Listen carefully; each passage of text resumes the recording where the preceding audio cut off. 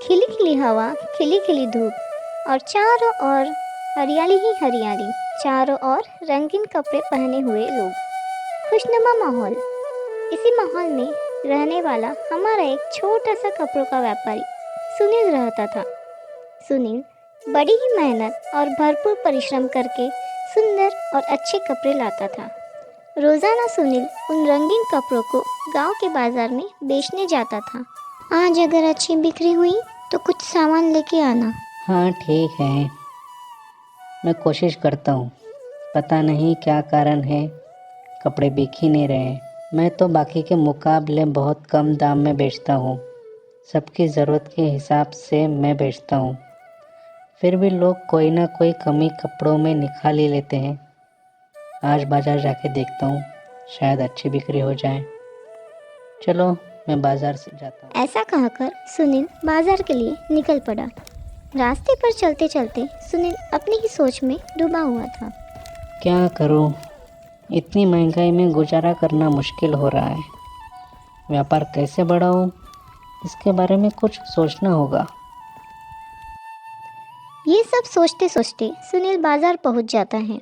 एक चादर पर अपनी कपड़ों की छोटी सी दुकान सजाता है।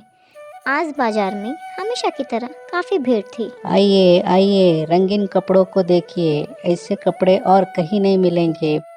कैसे हो सुनील भैया? मैं ठीक हूँ भाभी, बताइए क्या दिखाऊँ आपको? मेरी गुड़िया के लिए एक अच्छा सा फ्रॉक दिखाइए। अभी दिखाता हूँ। ये देखिए, ये कैसा है? ये रंग कुछ अच्छा नहीं है। कोई चटक और चमकता रंग जो त्योहार और बाकी कार्यक्रम में पहन सके, ऐसा कुछ दिखाइए। भाभी जी, मेरे पास तो रोज़ पहन सके ऐसे कपड़े हैं।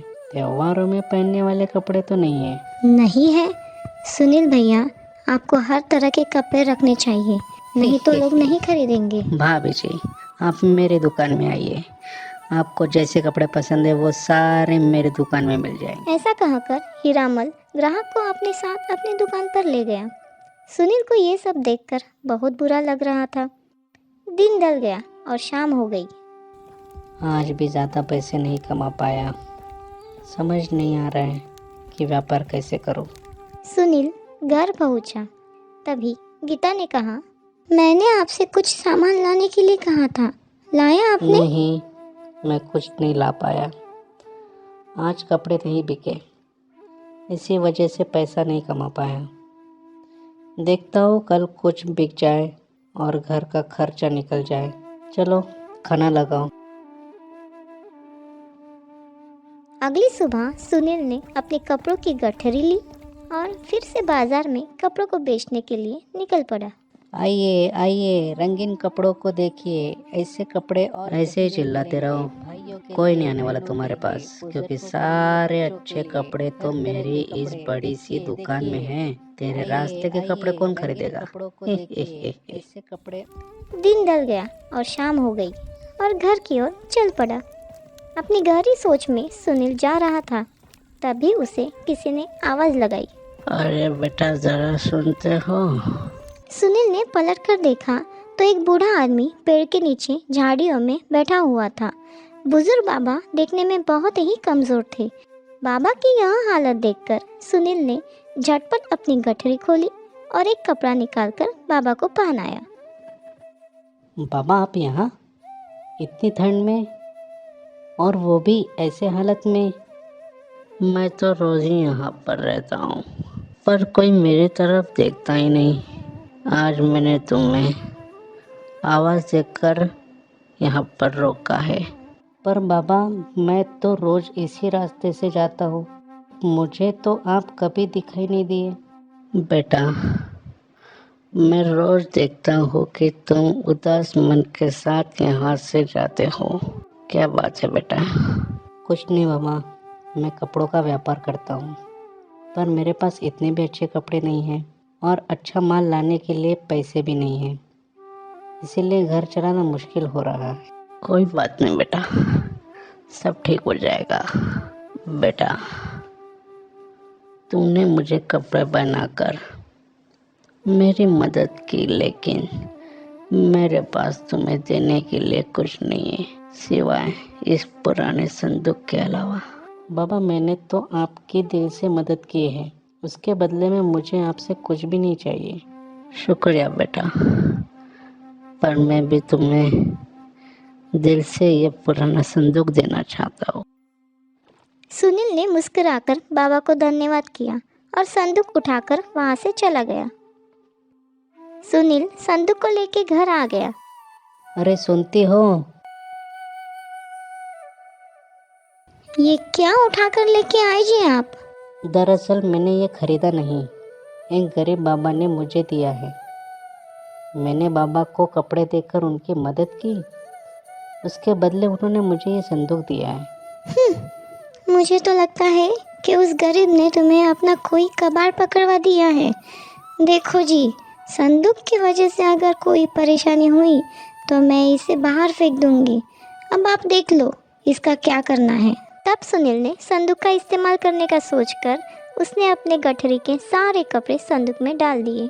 संदूक की तरफ देखकर सुनील सच्चे मन से सोचने लगा कि काश मेरे पास इतने अच्छे और सुंदर कपड़े हो कि सबको पसंद आ जाए।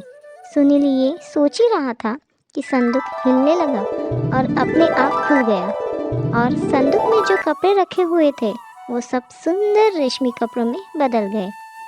सुनील और गीता यह सब देखकर चौंक गए। उनकी आंखों के सामने कपड़े पूरी तरह से बदल गए।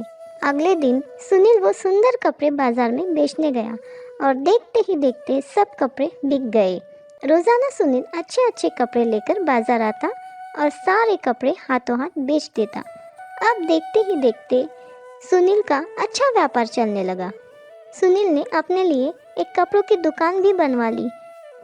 सेठ हीरामल कई दिनों से यह सब देख रहा था। अब सेठ हीरामल का धंधा मंदा हो रहा था। अरे, इस सुनील की वजह से तो इतना नुकसान हो रहा है। वो इतने सुंदर कपड़े लाता कहाँ से है और इतने कम दाम में कैसे बेचता है? अगर ये राज मुझे पता चल गया तो सुनील को मैं रास्ते से हटा दूंगा। आज रात सुनील का पीछा करता हूँ, शायद कुछ पता चल जाए। उसी रात सेठ हीरामल ने सुनील का पीछा किया। सुनील के घर के खिड़की के पास सेठ हीरामल ने छुप छुप के सब देख लिया। ओहो, तो ये बात है। अब मुझे अमीर होने से कोई नहीं रोक पाएगा। बस इन दोनों के सोने के बाद मैं इस संदूक को चुरा लूँगा। सुनील और गीता के सोने के बाद सेठ हीरामल चुपके से सुनील के घर में घुसकर संदूक को चुरा लिया। दरवाजे की आवाज़ सुनकर सुनील उठ गया। सुनील ने सेठ हीरामल का पीछा किया। सेठ हीरामल के घर पर तो चलो संदूक, मुझे भी अच्छे अच्छे कपड़े दे दो ताकि मैं अमीर बन सकूं। संदूक में रखे कपड़े नहीं बदले। सेठ हीरामल गुस्से में आकर संदूक को लात मारने लगा।